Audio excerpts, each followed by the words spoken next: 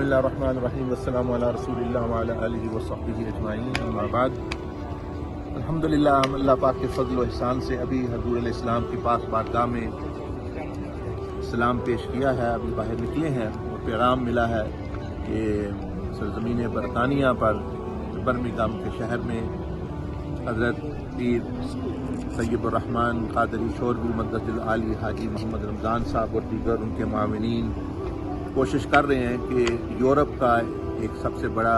Centre اسلام کے لیے مسجد اور کمیونٹی سینٹر اور ریٹریٹ سینٹر اور اسکول اور کاؤنسلنگ کے لیے اور نیو مسلمز کے لیے سروسز جہاں ہوں، تو وہ یعنی کام تو پہلے بھی کر رہے ہیں لیکن اب ضرورت ہے زیادہ بڑا بنانے کی۔ تو انہوں نے دعا کی درخواست کی ہے، اللہ جل مجدہ کی بارگاہ میں دعا ہے، اس لیے کہ اس شہر میں جب حضور علیہ السلام تشریف لائے تو سب سے پہلے آپ نے مسجد نبوی ہی کی بنیاد رکھی۔ تو کسی بھی شہر میں ملک میں مساجد اور اداروں کا ہونا باعث برکت ہے، اور بعض لوگ یہ کہتے ہیں کہ بہت ساری مسجدیں بن رہی ہیں، بہت ساری لیکن پھر بھی برائی زیادہ ہے۔ شراب خانے، جوئے خانے، مارکیٹیں، بازار تو کبھی نہیں کسی نے کہا جی یہ کیوں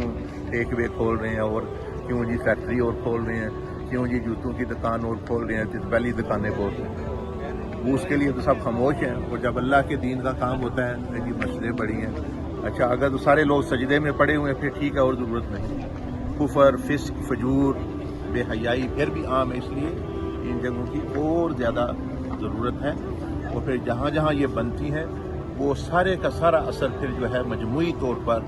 امت مسلمہ پر اور اسلام پر جو ہے ایک مثبت اثر پڑتا ہے۔ تو ایک بندہ چھوٹی سی مسجد جہاں بنا رہا ہے وہ بھی سمجھے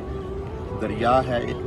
تو اس کا قطرہ ڈال رہا ہے، اس میں کوئی 2 لیٹر ڈال رہا ہے، کوئی اس میں جو ہے بہت ساری چیزیں جو ہے وہ یعنی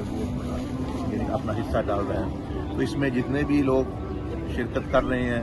وہ اپنا وقت دے رہے ہیں، اپنے جو ہے مال کی مدد، اپنی ذہنی صلاحیتیں خرچ کر رہے ہیں، وہ جو کریں گے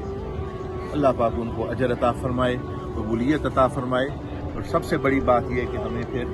جب ہم دفن ہوں تو اسی مسجد البقیع میں ہمیں جگہ ملے، اور اگر یہ ہماری قسمت میں نہیں ہے تو اللہ پاک ہم جہاں بھی دفن ہوں نبی اپنی رضا کی حالت میں موت اور قبر میں حضور علیہ السلام کی زیارت اور شفاعت نصیب فرمائے۔ اور قیامت کے دن بس میری یہی دعا ہے آپ سب کے لیے، اور یہی دعا ہے یہاں حضور علیہ السلام کی برکت اور وسیلے سے کہ یہ جگہ، یہ جو خواب آپ نے دیکھا ہے ایک حسین خواب، یہ تعمیر ہو جائے آپ کی زندگی میں۔ فائدہ تو بعد والے لوگ اٹھائیں گے، آپ لوگ جو موجودہ ہیں ہو سکتا ہے اس میں چند نمازیں پڑھ سکیں، تو فائدہ تو وہ بعد میں لیں۔ تو اس طرح بزرگ کہتے ہیں کہ ایسے درخت لگانے چاہیے جن کے پھل شاید آپ نے نہیں کھانے، جن کے سائے میں آپ نہیں بیٹھنا، ایسے کنویں کھودنے چاہیے جن کا شاید پانی آپ نے نہیں پینا، اسی طرح ایسے کام کرنے چاہیے جن سے جو ہے آپ نہیں نفع۔ یہی پھر دلیل ہے کہ وہ اخلاص سے کیے گئے ہیں، کیونکہ آپ اپنی غرض اس میں آپ کی شامل نہیں۔ اللہ پاک مجھے بھی، آپ کو بھی، سب کو توفیق عطا فرمائے۔ والسلام علیکم ورحمۃ اللہ وبرکاتہ۔